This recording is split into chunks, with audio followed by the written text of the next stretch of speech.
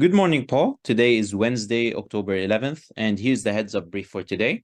Today's production to our clients consisted of a total of 87 issues. We covered 41 issues in East Asia Pacific, 25 issues in South Asia, and 21 issues in the EMEA region. Paul, I will be briefing you on the major issues of today's production. Okay, thanks. Go ahead. In East Asia Pacific, here are the top 4 issues for your attention. A number of civil society and labor organizations conducted pro-Palestine demonstrations across several APAC countries yesterday. These countries include Australia, Malaysia, Indonesia, New Zealand, and South Korea. Several groups have also announced further demonstrations to express their support for Palestine over the coming days. Paul, we covered this as the major development in our Australasia, Southeast Asia, and North Asia roundups today. Okay, excellent. Thank you. In Indonesia, the Central Java Regional Police Chief, Inspector General Ahmed Lutfi, has announced the deployment of at least 22,000 joint personnel to ensure security during the 2024 general elections.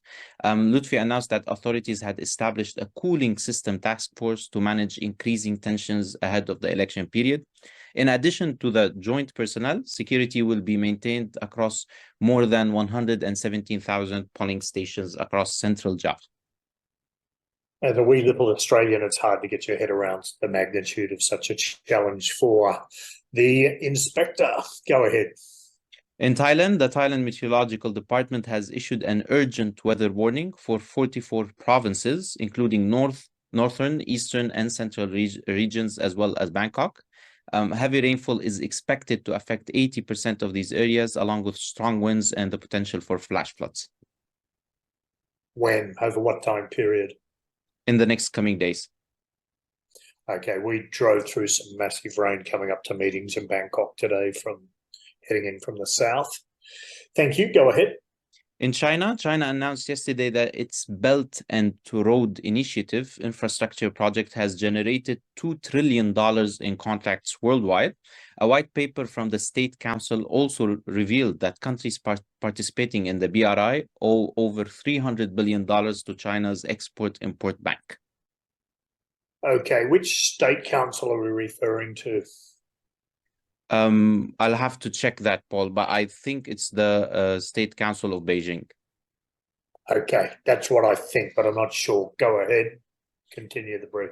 In South Asia, Paul, here are the top 2 issues for your attention. In Pakistan, the Jamaat-e-Islami Party has announced nationwide rallies to support the Palestinian community against Israel until October 15th.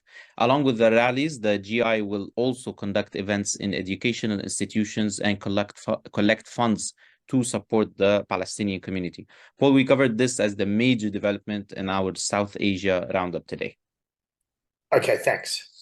In Bangladesh, metro rail services between Uttara and Agar Gowan will be suspended on October 13th, 14th, and 15th to facilitate the integration of the remaining portion.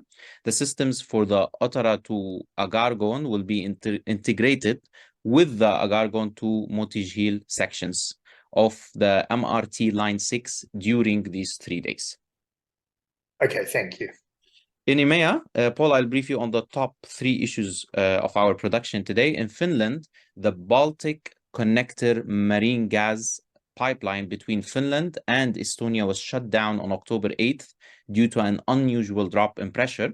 A fault was also found in the communications cable between Finland and Estonia. The government said that the damage was caused deliberately by external activity. Paul, we conveyed this to our clients in EMEA via an advisory message today. Look, that's a fascinating one, especially given recent pipeline blasts of obvious locations. But we need to just really monitor this closely, because the way that Finland has transparently opened it and opened the door on external parties, we need to look at extremely critically over the next few days, because it won't be long before propaganda machines start to put twists on it. Okay. Yes, sure, Paul. Actually, some mainstream media outlets have said that Russia is behind this external activity. Of course they have. In Germany, okay, thank you. In Germany, at least 5 members of the far right RC movement were arrested by security forces across the country. They were arrested in 6 federal states, mainly in Rhineland-Palatinate and Hesse, for conspiring to kidnap the health minister and plan major terror attacks. Paul, we also communicated this to our EMEA clients in an advisory message today. Thank you. Lastly, concerning the Israeli-Palestine conflict, Hezbollah yesterday said it fired an anti-tank guided missile towards an Israeli military vehicle in the Avivim area in northern Israel. Hamas also said it fired rockets towards Israel's Galilee region from southern Lebanon.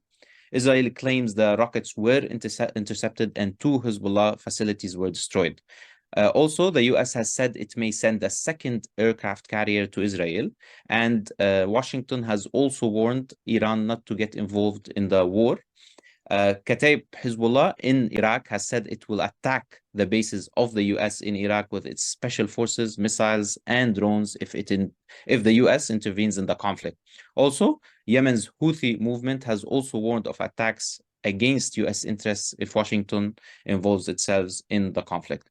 Paul, we communicated this to our EMEA clients via an advisory message today. We also issued an alert yesterday, and it will issue one today based on the recent developments. Okay, wonderful, excellent brief, excellent work on the last briefing issue there. It's obvious that America's ability to intervene and to decide to play global ombudsman is going to continue. So we can see straight off the bat there's an increased risk against any US facilities and outreaches, embassies in the Middle East and in that specific area. But that will also extend to American companies, any American target. So, I mean, obviously America wants to be the geopolitical policeman. Of course, they make a lot of adversaries in the process. I'm not sure what good 2 aircraft carrier groups are going to do there other than be a show of force that increases risks and escalates everything. But atypical of what comes out of Langley and out of the State Department is a bunch of ill-considered economists and politicians playing Team America. Okay, thanks very much. Appreciate it. Excellent brief. Thank you, Paul.